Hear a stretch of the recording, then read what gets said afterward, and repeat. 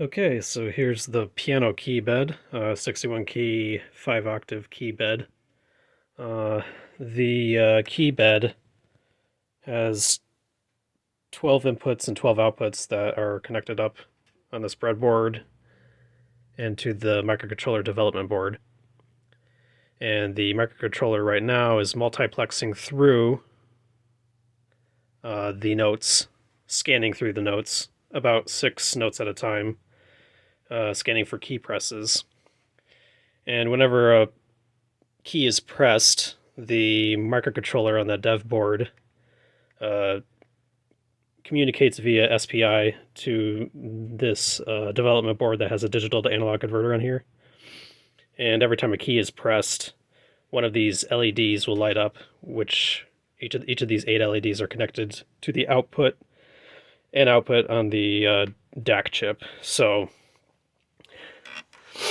and obviously that's just for showing the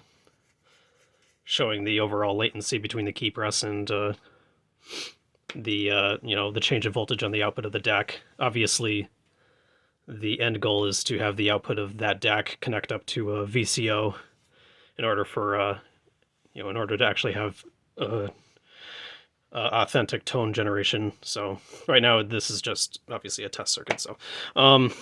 So right here, right now, it's all hooked up. That dev board is powered up. The entire circuit here. It's kind of a mess, but all of it's powered up through the USB cable connected to the dev board. So 3.3 volt logic. So I'm gonna play middle C right here, and that LED in the background is lighting up. I release it, and the LED turns off. So just from that standpoint, it would appear that the latency is pretty good, pretty quick. But obviously the real test is an audible test. But so here I'll press C, hold it, and then I'll press another note, D, and the second LED lights up. E, third LED, if you can see it, fourth LED, fifth LED. I release, all the LEDs turn off.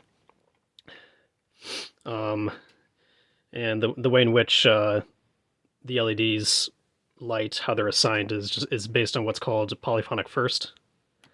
So I press C, the LED 1 lights up, press D, the second one lights up, I release C again, and the second LED is still on. If I release it, and then press D again, then it gets allocated to the first LED. It gets allocated to whatever is the first available, and those LEDs are aligned LED 1 through 8, so whatever is available first will be the LED that turns on.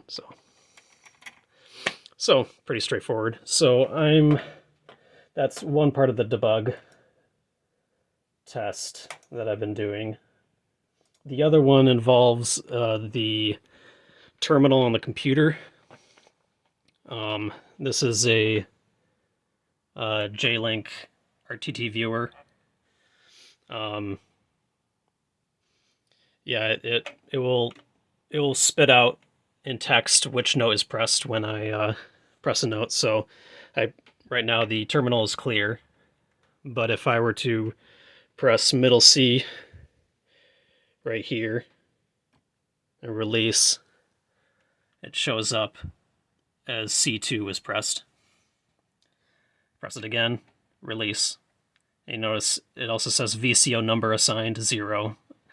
And that can, that number corresponds, the VCO number corresponds to, the LED. In this case, VCOs 0 through 7 corresponds to, technically LEDs 1 through 8.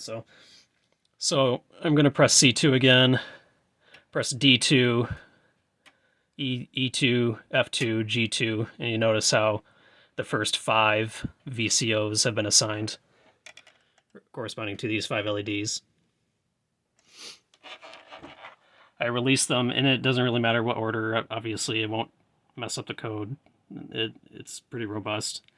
Release all of them, and nothing right now is being played. Press C2 again, and C2 gets reallocated to the first LED. So that's pretty much where the code is at right now, so it appears to work flawlessly across the entire